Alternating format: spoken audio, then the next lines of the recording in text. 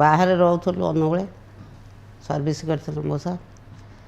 ତାପରେ ଚଲାଚଲି କରୁଥିଲି, ମଝିରେ ଥରେ ଆଣ୍ଠୁରେ ରକ୍ନି ଗୋଟେ କ'ଣ ପଶିଲା ଇଏ ହେଲା। ଚାଲିପାରିଲିନି, ଟିକେ କୁଜା ବଙ୍କା ବଙ୍କା ଚାଲି, ତାପରେ ଚାଲି ଠିକ୍ ହେଇଗଲା। ସେବେଠାରୁ ଧୀରେ ଧୀରେ ପେନ୍ ମଝିରେ ମଝିରେ ହଏ, ପୁଣି କମିଯାଏ। ଏମିତି ହେଇକିରି ଆସି ଦେଖେଇଥିଲୁ କଟକରେ ବଡ଼ ମେଡ଼ିକାଲ। ସେ ତାଙ୍କର ନିଜେ ନର୍ସିଂହୋମ୍ ଖୋଲିକିରି ଦେଖୁଥିଲେ। ସିଏ ପେନ୍ କିଲର୍ ମେଡ଼ିସିନ ବହୁତ ଦେଲେ, ଖାଇଲୁ କମିଗଲା। ତାପରେ 6 ମାସ ପରେ ପୁଣି ହେଲା। ପୁଣି ଗଲୁ ଅଶ୍ୱିନୀ ମେଡ଼ିକାଲ, ସେଠି MRI ହେଲା। ସେମାନେ କହିଲେ ଅପରେସନ୍ ନ କଲେ ହେବନି। ଆମ ବାବୁ ଟିକେ ଡରିଲେ, କେହି ନାହାନ୍ତି ପାଖରେ ରହିବାକୁ। ସେ ଅଧା ଲୋକ କହିଲେ ଚାଲିପାରିବେନି, ବେଡ଼୍ରେ ପଡ଼ି ରହିବେ, କରନି ଇଏ କରନି।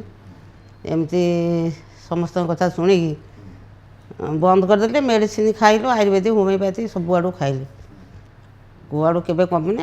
ତାପରେ ବର୍ଷ ପରେ ପୁଣି ଆମିରି ଆସିଲୁ। ଆମିରି ଆସି MRI କଲୁ, ସିଏ ବି କହିଥିଲେ ଅପରେସନ୍ କରିବାକୁ। ସେମିତି ପିଲା ଛୋଟ ଥିଲେ, ବାପା ମନା କଲେ, କେହି ନାହାନ୍ତି ଜଗିବାକୁ। ସେ ମୁଁ ଏକଲା କ'ଣ କରିବି, ଏମିତି ପାଇଁ ଇଆଡ଼ୁ ସିଆଡ଼ୁ ବଟିକା ଖାଇ ଟିକେ କମୁଥିଲା ଆଉ। ତାପରେ ବୟସ ହେଲା ବେଳକୁ ପେନ୍ ଜୋର ହେଲା। ଆମେ ଅନୁଗୁଳରେ ରହୁଥିଲୁ ନାଲକୋରେ। ପୁଅ ସାଙ୍ଗ ତା ମା' ହେଇଛନ୍ତି। ପୁଅକୁ ସେ ସାଙ୍ଗ ସବୁବେଳେ କହିଲେ, ଆଉ ଆଣ୍ଟି ଆଣିକି ତୁ ସେଇଠି କରିଦିଏ, ଏଇ ମେଡ଼ିକାଲ ଭଲ, ସବୁ ଅପରେସନ୍ ହେଉଛନ୍ତି, ଚାଲୁଛନ୍ତି।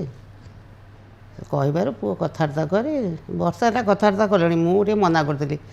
ଲୋକ କହୁଛନ୍ତି ଚାଲିପାରୁନାହାନ୍ତି, ବେଡ଼୍ରେ ପଡ଼ୁଛନ୍ତି, ଏମିତି ତ ଟିକେ ଚାଲୁଛି, ସେମିତି କାଳେ ପଡ଼ିଯିବି, କିଏ ସେବା କରିବ?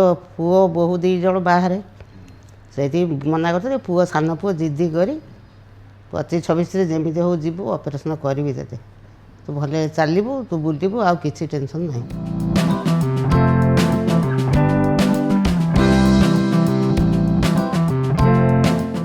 ଏବେ ସାର୍ଙ୍କର କଥାବାର୍ତ୍ତା ଭାରି ଭଲ, ସୁନ୍ଦର, ଭଲ ଲାଗେ, ବୁଝଉଛନ୍ତି, ତାଙ୍କ ଶୈଳୀ ଭଲ, ତାଙ୍କର ଦୟା, ସବୁ ସେବା ସେ ସବୁ ଭଲ। ନର୍ସ ଦିଦି ମାନେ ସାଙ୍ଗେ ସାଙ୍ଗେ ମିନିଟ୍ ଖବର, ସବୁ କେଉଁଥିରେ ଅସୁବିଧା ନାହିଁ, ସବୁ ଭଲ। ଚାଲିଲେଣି, ଟିକେ ଧରିକିରି ଚଲାଉଛନ୍ତି। କାଲି ଟିକେ ନିଜେ ସେ ଯାଇଥିଲି, ଆଜି ଲାଟ୍ରିନ୍ ଯାଇଥିଲି।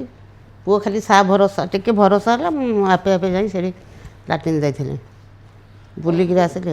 ମୋର ବି ବହୁତ ସାଙ୍ଗସାଥି ଅଛନ୍ତି, କହୁଛନ୍ତି ତୁ ଆଗ ହେଇକିରି ଆସେ, ଦେଖଉ ଆମେ ଯିବୁ। ମୁଁ ବି ତାଙ୍କୁ କହିବି ସବୁ, ସେମାନେ ଆସିବେ। କେତେ ଲୋକ ଅଛନ୍ତି, ବହୁତ 5-6 ଜଣ, ଆହୁରି ବି କେତେ। ଆଜିକାଲି ସବୁ ଆଣ୍ଠୁଗଣ୍ଠି ସବୁଆଡ଼େ ହେଉଛି ଆଉ। ହଁ।